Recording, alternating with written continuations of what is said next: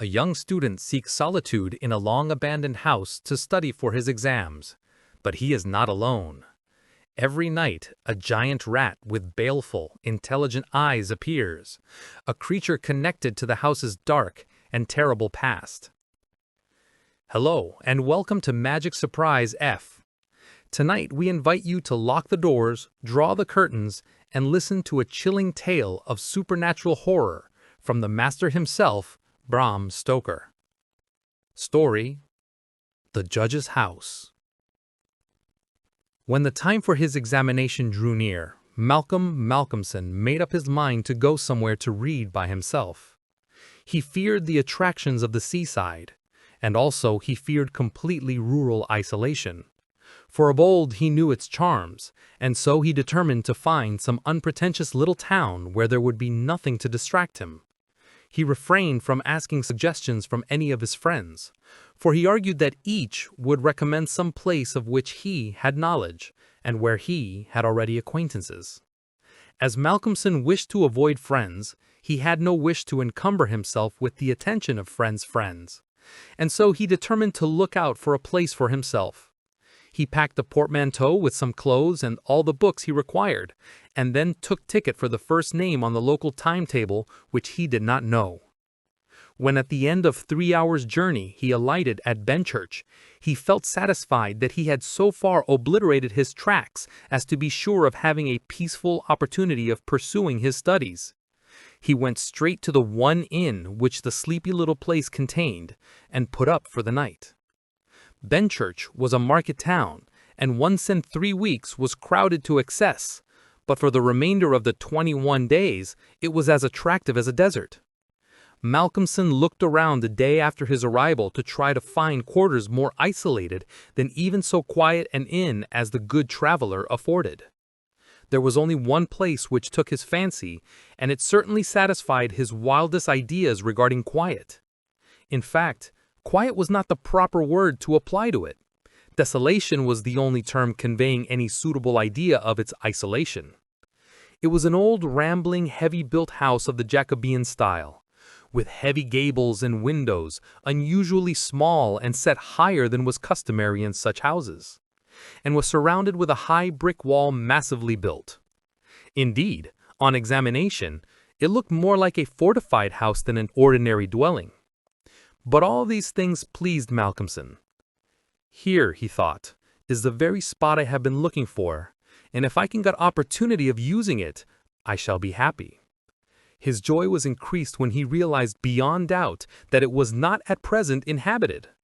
From the post office he got the name of the agent, who was rarely surprised at the application to rent a part of the old house. Mr. Conford, the local lawyer and agent, was a genial old gentleman, and frankly confessed his delight at anyone being willing to live in the house. To tell you the truth, he said, I should be only too happy on behalf of the owners to let anyone have the house rent-free for a term of years, if only to accustom the people here to see it inhabited.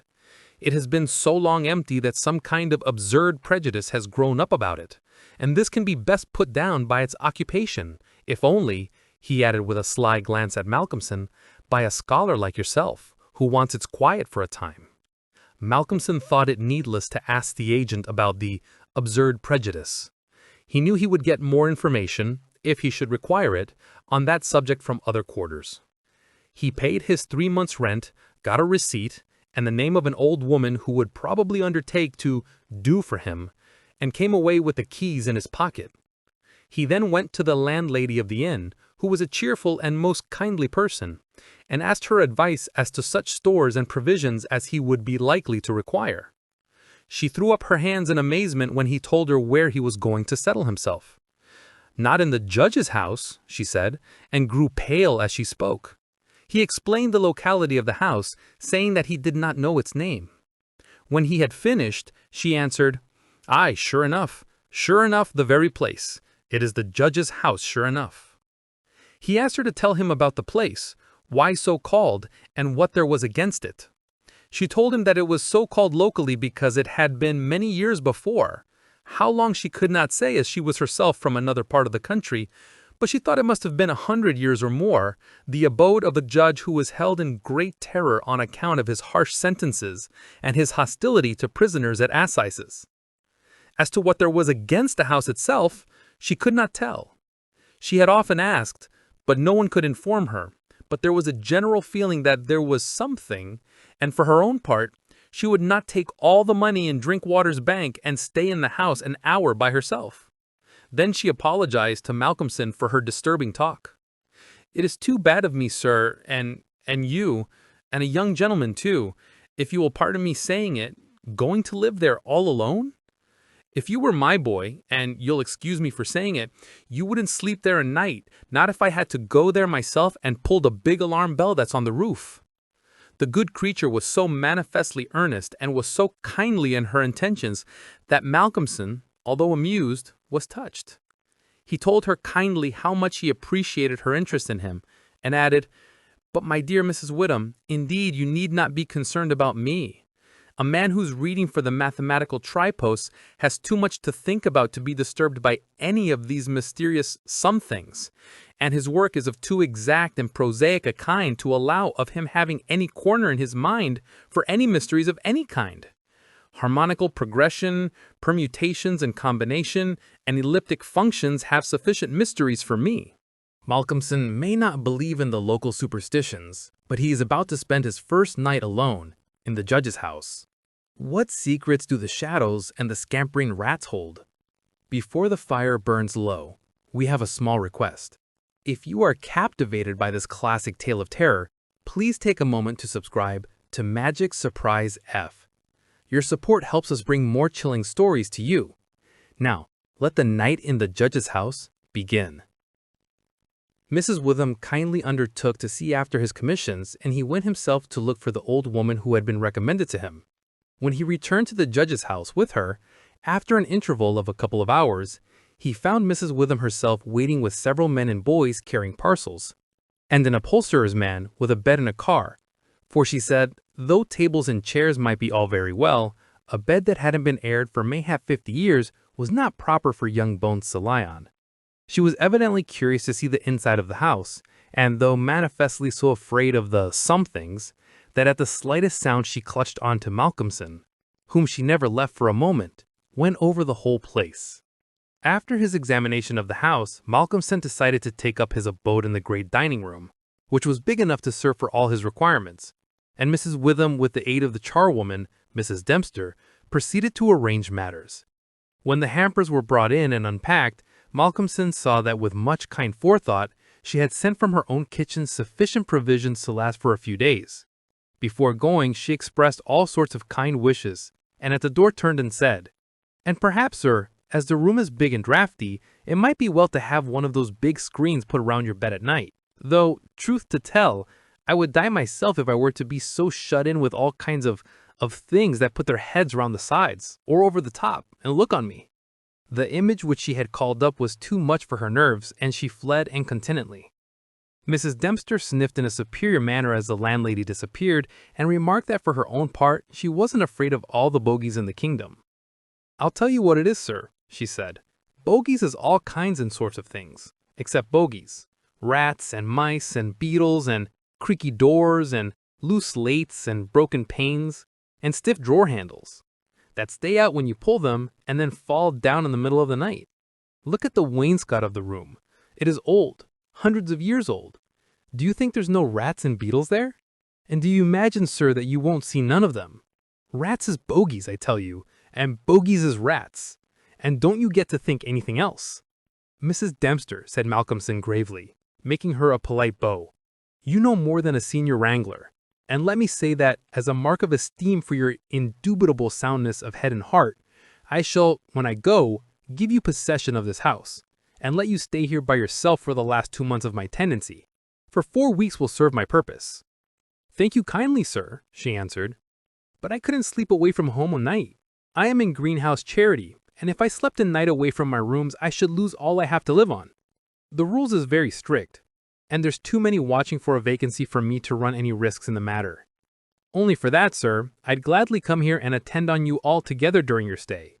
"My good woman," said Malcolmson hastily, I have come here on purpose to obtain solitude, and believe me that I am grateful to the late Greenhow for having so organized his admirable charity, whatever it is, that I am perforce denied the opportunity of suffering from such a form of temptation. St. Anthony himself could not be more rigid on the point." The old woman laughed harshly. "Ah, you, young gentleman, you don't fear for naught, and belike you'll get all the solitude you want here." She set to work with her cleaning, and by nightfall, when Malcolmson returned from his walk, he always had one of his books to study as he walked, he found the room swept and tidied, a fire burning in the old hearth, the lamp lit, and the table spread for supper with Mrs. Witham's excellent fare. "This is comfort indeed," he said, as he rubbed his hands. When he had finished the supper and lifted the tray to the other end of the great oak dining room, he got out his books again, put fresh wood on the fire, trimmed his lamp, and set himself down to a spell of real hard work. He went on without pause till about 11 o'clock, when he knocked off for a bit to fix his fire and lamp and to make himself a cup of tea. He had always been a tea drinker, and during his college life had sat late at work and had taken tea late. The rest was a great luxury to him, and he enjoyed it with a sense of delicious, voluptuous ease. The renewed fire leapt and sparkled and threw quaint shadows to the great old room, and as he sipped his hot tea, he reveled in the sense of isolation from his kind. Then it was that he began to notice for the first time what a noise the rats were making. Surely, he thought, they could not have been at it all the time I was reading. Had they been, I must have noticed it. Presently, when the noise increased, he satisfied himself that it was really new. It was evident that at first the rats had been frightened by the presence of a stranger and the light of fire and lamp, but that as the time went on, they had grown bolder and now were disporting themselves as was their wont. How busy they were, and hark to the strange noises! Up and down behind the old wainscot, over the ceiling and under the floor they raced, and gnawed and scratched. Malcolmson smiled to himself as he recalled to mind the saying of Mrs. Dempster, "Bogies is rats and rats is bogies." The tea began to have its effect of intellectual and nervous stimulus. He saw with joy another long spell of work to be done before the night was past, and in the sense of security that it gave him, he allowed himself the luxury of a good look round the room. He took his lamp in one hand and went all around, wondering that so quaint and beautiful an old house had been so long neglected. The carving of the oak on the panels of the wainscot was fine, and on and round the doors and windows it was beautiful and of rare merit. There were some old pictures on the walls, but they were coated so thick with dust and dirt that he could not distinguish any detail of them, though he held his lamp as high as he could over his head. Here and there as he went round, he saw some crack or hole blocked for a moment by the face of a rat with its bright eyes glittering in the light, but in an instant it was gone, and a squeak and a scamper followed. The thing that most struck him, however, was the rope of the great alarm bell on the roof which hung down in a corner of the room on the right-hand side of the fireplace. He pulled up close to the hearth a great high-backed carved oak chair, and sat down to his last cup of tea. When this was done, he made up the fire and went back to his work, sitting at the corner of the table, having the fire to his left. For a little while the rats disturbed him somewhat with their perpetual scampering, but he got accustomed to the noise as one does to the ticking of a clock or to the roar of moving water. And he became so immersed in his work that everything in the world except the problem that he was trying to solve passed away from him. He suddenly looked up, his problem was still unsolved, and there was in the air that sense of the hour before the dawn, which is so dread to doubtful life. The noise of the rats had ceased. Indeed, it seemed to him that it must have ceased but lately, and that it was the sudden cessation which had disturbed him. The fire had fallen low, but still it threw out a deep red glow. As he looked, he started in spite of his sang-froid. There, on the great high-backed carved oak chair, by the right side of the fireplace, sat an enormous rat, steadily glaring at him with baleful eyes. He made a motion to it as though to hunt it away, but it did not stir. Then he made the motion of throwing something. Still it did not stir, but showed its great white teeth angrily, and its cruel eyes shone in the lamplight with an added vindictiveness. Malcolmson felt amazed, and seizing the poker from the hearth, ran at it to kill it.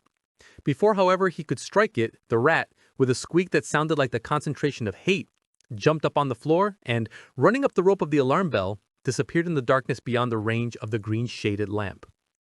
Instantly, strange to say, the noisy scampering of the rats in the wainscot began again. By this time Malcolmson's mind was quite off the problem, and as a shrill cockerel outside told him of the approach of morning, he went to bed and to sleep. He slept so sound that he was not even waked by Mrs. Dempster coming in to make up his room. It was only when she had tidied up the place and got his breakfast ready and tapped on the screen which closed in his bed that he woke. He was a little tired still after his night's hard work, but a strong cup of tea soon freshened him up, and taking his book, he went out for his morning walk, bringing with him a few sandwiches lest he should not care to return till dinner time. He found the quiet walk between high elms some way outside the town, and here he spent the greater part of the day studying his Laplace. On his return, he looked in to see Mrs. Witham and to thank her for her kindness. When she saw him coming through the diamond-paned bay window of her sanctum, she came out to meet him and asked him in. She looked at him searchingly and shook her head as she said, "You must not overdo it, sir. You are paler this morning than you should be. 2 late hours and too hard work on the brain isn't good for any man. But tell me, sir, how did you pass the night?" "Well, I hope. But my heart, sir, I was glad when Mrs. Dempster told me this morning that you were all right and sleeping sound when she went in." "Oh, I was all right," he answered, smiling.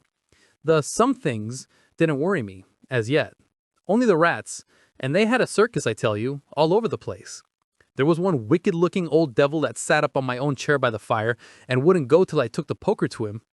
And then he ran up the rope of the alarm bell and got to somewhere up the wall or the ceiling. I couldn't see where, it was so dark."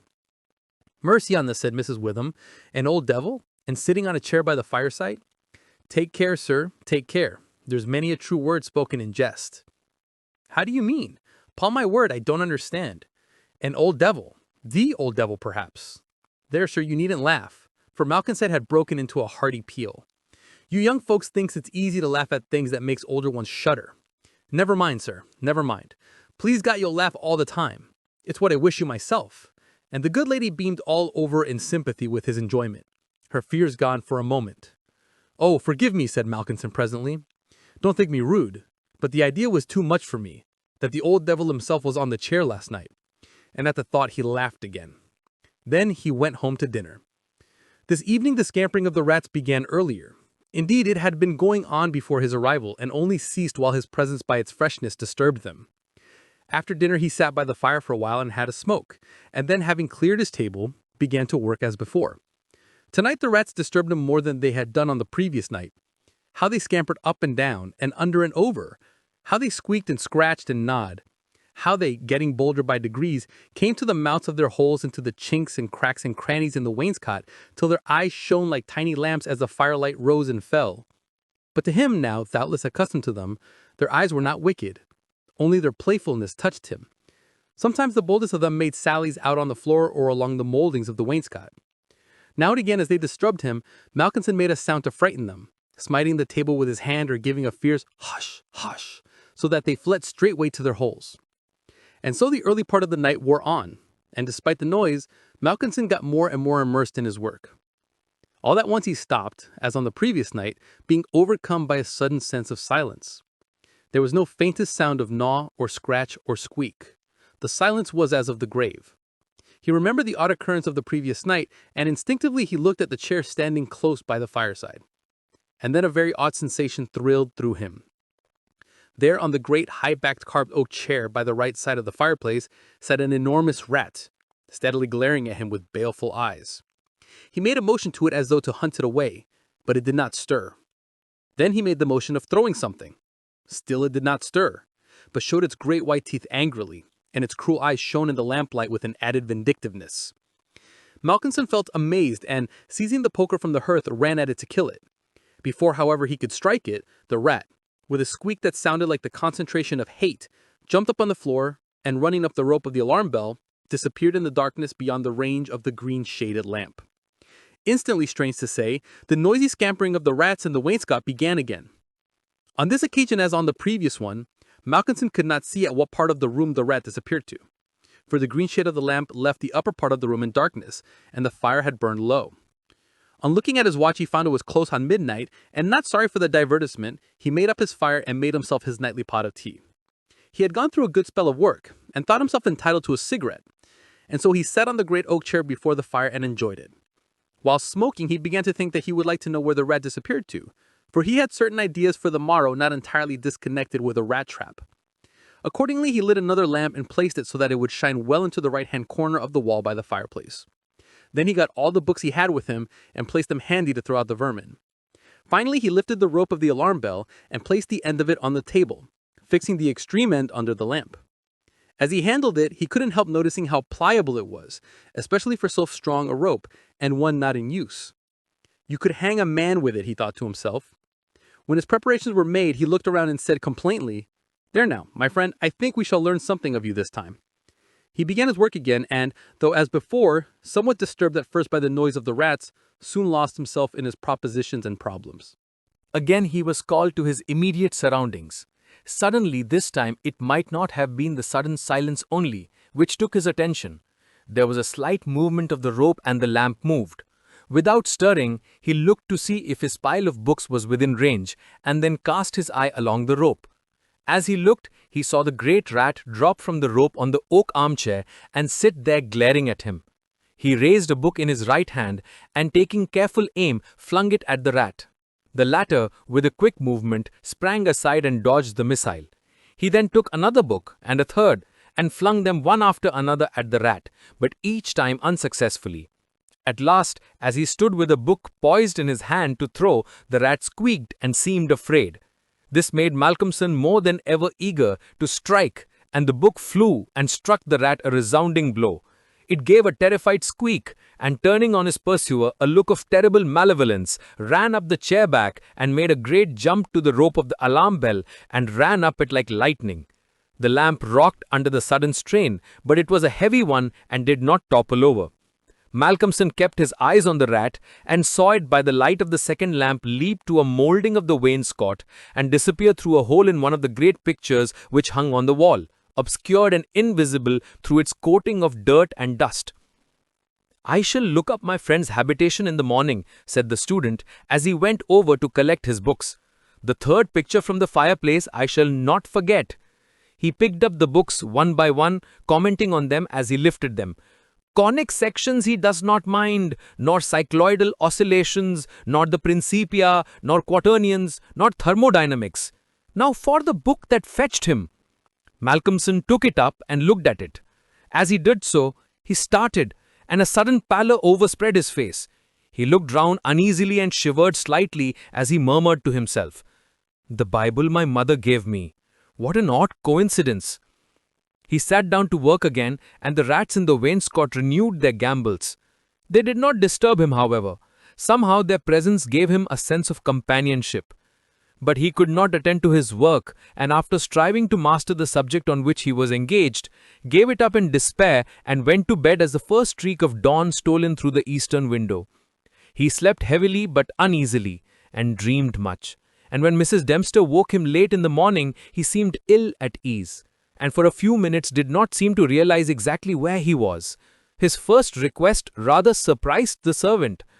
"Mrs. Dempster, when I'm out today, I wish you would get the steps and dust or wash those pictures, especially that one, the third from the fireplace. I want to see what they are." Late in the afternoon, Malcolmson worked at his books in the shaded walk, and the cheerfulness of the previous day came back to him as the day wore on, and he found that his reading was progressing well. He had worked out to a satisfactory conclusion all the problems which had as yet baffled him, and it was in a state of jubilation that he paid a visit to Mrs. Witham at the Good Traveller. He found a stranger in the gauzy sitting room with the landlady, who was introduced to him as Dr. Thornhill. She was not quite at ease, and this, combined with the doctor's plunging at once into a series of questions, made Malcolmson come to the conclusion that his presence was not an accident. So without preliminary, he said, "Dr. Thornhill, I shall with pleasure answer you any question you may choose to ask me, if you will answer me one question first." The doctor seemed surprised, but he smiled and answered at once, "Done. What is it?" "Did Mrs. Witham ask you to come here and see me and advise me?" The doctor for a moment was taken aback, and Mrs. Witham got fiery red and turned away. But the doctor was a frank and ready man, and he answered at once and openly, "She did. But she didn't intend you to know it. I suppose it was my clumsy hustle that made you suspect. She told me that she did not like the idea of you being in that house all by yourself, and that you thought you took too much strong tea. In fact, she wants me to advise you, if possible, to give up the tea and the very late hours. I was a keen student in my time, so I suppose I may take the liberty of a college man, and without offense, advise you not quite as a stranger." Malcolmson, with a bright smile, held out his hand. "Shake, as they say in America," he said. "I must thank you for your kindness, and Mrs. Witham too. And your kindness deserves a return on my part. I promise to take no more strong tea. No tea at all till you let me, and I shall go to bed tonight at 1 o'clock at the latest. Will that do?" "Capital," said the doctor. "Now tell us all that you noticed in the old house." And so Malcolmson then and there told in the minute detail all that had happened in the last 2 nights. He was interrupted every now and then by some exclamation from Mrs. Witham, till finally when he told the episode of the Bible, the landlady's pent-up emotions found vent in a shriek, and it was not till a stiff glass of brandy and water had been administered that she grew composed again. Dr. Thornhill listened with a face of growing gravity, and when the narrative was complete and Mrs. Witham had been restored, he asked, "The rat always went up the rope of the alarm bell?" "Always?" "I suppose you know," said the doctor after a pause, "what the rope is?" "No." "It is," said the doctor slowly, "the very rope which the hangman used for all the victims of the judge's judicial rancor." Here he was interrupted by another scream from Mrs. Witham, and steps had to be taken for her recovery. Malcolmson, having looked at his watch and found that it was close to his dinner hour, had gone home before her complete recovery. When Mrs. Witham was herself again, she almost assailed the doctor with angry questions as to what he meant by putting such horrible ideas into the poor young man's mind. "He has quite enough there already to upset him," she added. Dr. Thornhill replied, "My dear madam, I had a distinct purpose in it. I wanted to draw his attention to the bell rope and to fix it there. It may be that he is in a highly overworked state and has been studying too much, although I am bound to say that he seems as sound and healthy a young man mentally and bodily as I have ever seen. But then the rats and that suggestion of the devil." The doctor shook his head and went on. "I would have offered to go and stay the first night with him, but that I felt sure it would have been a cause of offense. He may get in the night some strange fright or hallucination, and if he does, I want him to pull that rope. All alone as he is, it will give us warning, and we may reach him in time to be of service. I shall be sitting up pretty late tonight, and shall keep my ears open. Do not be alarmed if Benchers gets a surprise before morning." "Oh, doctor, what do you mean? What do you mean?" "I mean this, that possibly, nay, more probably, we shall hear the great alarm bell from the judge's house tonight." And the doctor made about as effective an exit as could be thought of.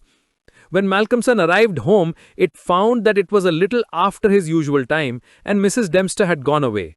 The rules of greenhouse charity were not to be neglected. He was glad to see that the place was bright and tidy with a cheerful fire and a well-trimmed lamp. The evening was colder than might have been expected in April, and a heavy wind was blowing with such rapidly increasing strength that there was every promise of a storm during the night. For a few minutes after his entrance, the noise of the rats ceased, but so soon as they became accustomed to his presence, they began again. He was glad to hear them because he felt once more the feeling of companionship in the noise, and his mind ran back to the strange fact that they only ceased to manifest themselves when that other, the great rat with the baleful eyes, came upon the scene. The reading lamp only was lit, and its green shade kept the ceiling and the upper part of the room in darkness, so that the cheerful light from the hearth spreading over the floor and shining on the white cloth laid over the end of the table was warm and cheery. Malcolmson sat down to his dinner with a good appetite and a buoyant spirit. After his dinner and a cigarette, he sat steadily down to work, determined not to let anything disturb him, for he remembered his promise to the doctor and made up his mind to make the best of the time at his disposal. For an hour or so, he worked all right, and then his thoughts began to wander from his books. The actual circumstances around him, the calls on his physical attention, and his nervous susceptibility were not to be denied. By this time the wind had become a gale, and the gale a storm. The old house, solid though it was, seemed to shake to its foundations, and the storm roared and raged through its many chimneys and its queer old gables, producing strange, unearthly sounds in the empty rooms and corridors. Even the great alarm bell on the roof must have felt the force of the wind, for the rope rose and fell slightly, as though the bell were moved a little from time to time, and the limber rope fell on the oak floor with a hard and hollow sound. As Malcolmson listened to it, he bethought himself of the doctor's words. It is the rope which the hangman used for the victims of the judge's judicial rancor. And he went over to the corner of the fireplace and took it in his hand to look at it. There seemed a sort of deadly interest in it, and as he stood there he lost himself for a moment in speculation as to who these victims were and the grim wish of the judge to have such a ghastly relic ever under his eyes. As he stood there, the swaying of the bell on the roof still lifted the rope now and again, but presently there came a new sensation, a sort of tremor in the rope, as though something was moving along it. Looking up instinctively, Malcolmson saw the great rat coming slowly down towards him, glaring at him steadily. He dropped the rope and started back with a muttered curse, and the rat turning ran up the rope again and disappeared. And at the same instant Malcolmson became conscious that the noise of the rats, which had ceased for a while, began again. All this set him thinking, and it occurred to him that he had not investigated the lair of the rat or looked at the pictures as he had intended. He lit the other lamp without the shade, and holding it up went and stood opposite the third picture from the fireplace on the right-hand side, where he had seen the rat disappear on the previous night. At the first glance he started back so suddenly that he almost dropped the lamp, and a deadly pallor overspread his face. His knees shook, and heavy drops of sweat came on his forehead, and he trembled like an aspen.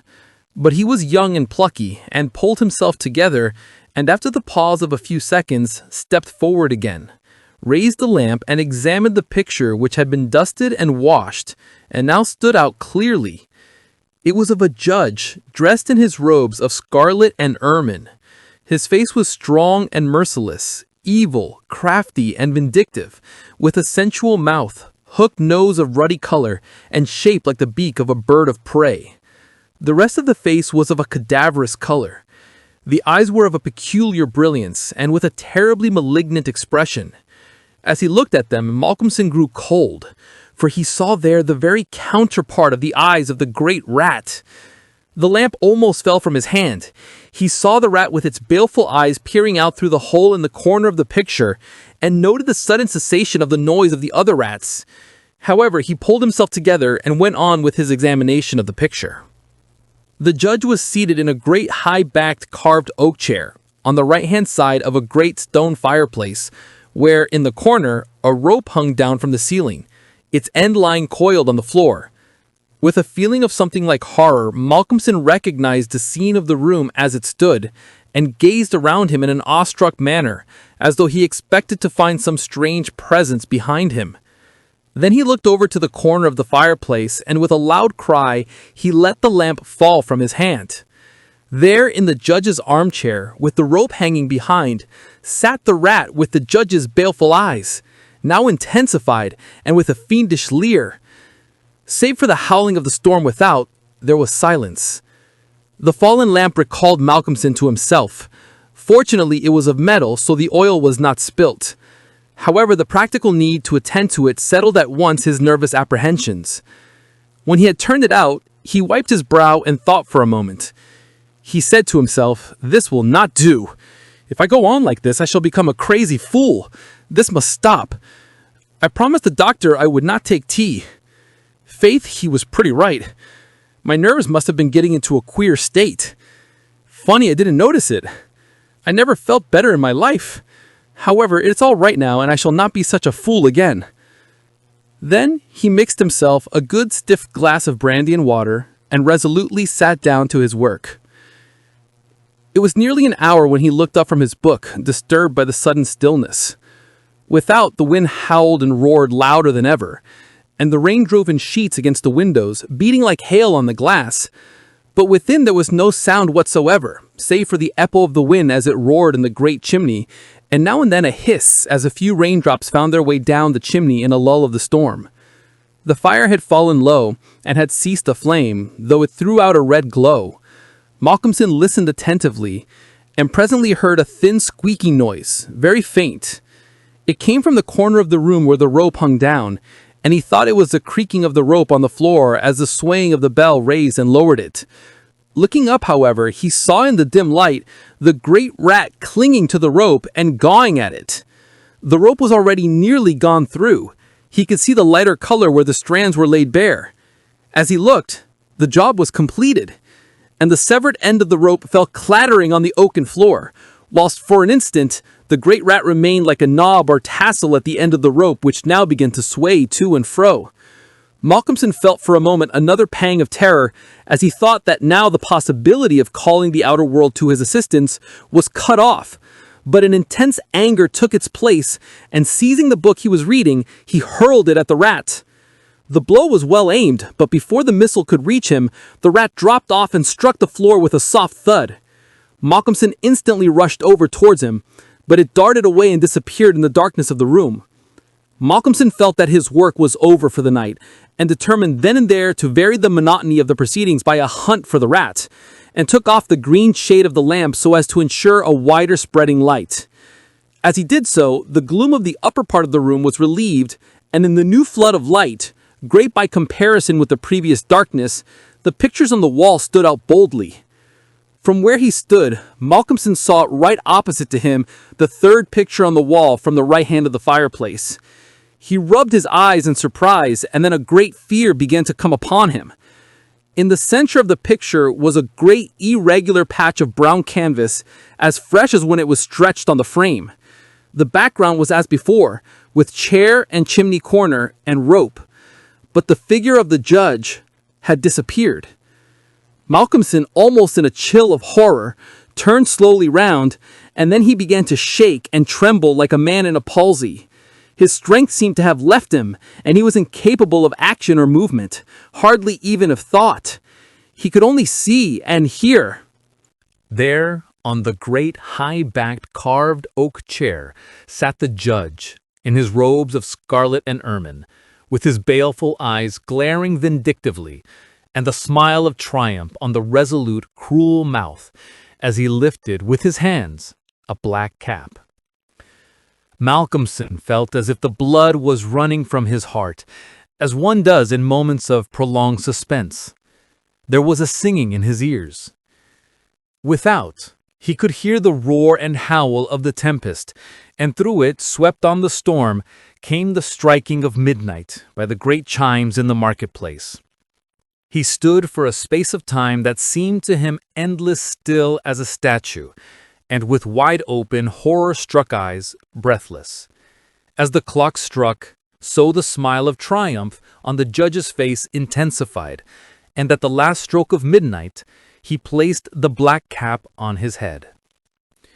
Slowly and deliberately, the judge rose from his chair and picked up the piece of the rope of the alarm bell which lay on the floor, drew it through his hands as if he enjoyed its touch, and then deliberately began to knot one end of it, fashioning it into a noose. This he tightened and tested with his foot, pulling hard at it till he was satisfied, and then making a running noose of it, which he held in his hand. Then he began to move along the table on the opposite side to Malcolmson, keeping his eyes on him until he had passed him, when with a quick movement he stood in front of the door. Malcolmson then began to feel that he was trapped, and tried to think of what he should do. There was some fascination in the judge's eyes, which he never took off him, and he had, perforce, to look. He saw the judge approach, still keeping between him and the door, and raise the noose and throw it towards him as if to entangle him.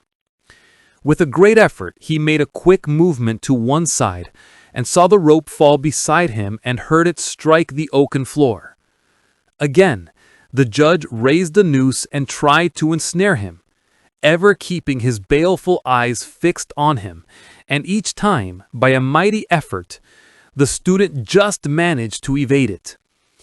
So this went on for many times, the judge seeming never discouraged nor discomposed at failure, but playing as a cat does with a mouse. At last, in despair, which had reached its climax, Malcolmson cast a quick glance round him. The lamp seemed to have blazed up, and there was a fairly good light in the room. At the many rat holes and in the chinks and crannies of the wainscot he saw the rat's eyes, and this aspect, that was purely physical, gave him a gleam of comfort. He looked around and saw that the rope of the great alarm bell was laden with rats. Every inch of it was covered with them, and more were pouring through the small circular hole in the ceiling whence it emerged, so that with their weight, the bell was beginning to sway. Hark! It had swayed till the clapper had touched the bell. The sound was but a tiny one, but the bell was only beginning to sway, and it would increase. At the sound, the judge, who had been keeping his eyes fixed on Malcolmson, looked up and a scowl of diabolical anger overspread his face.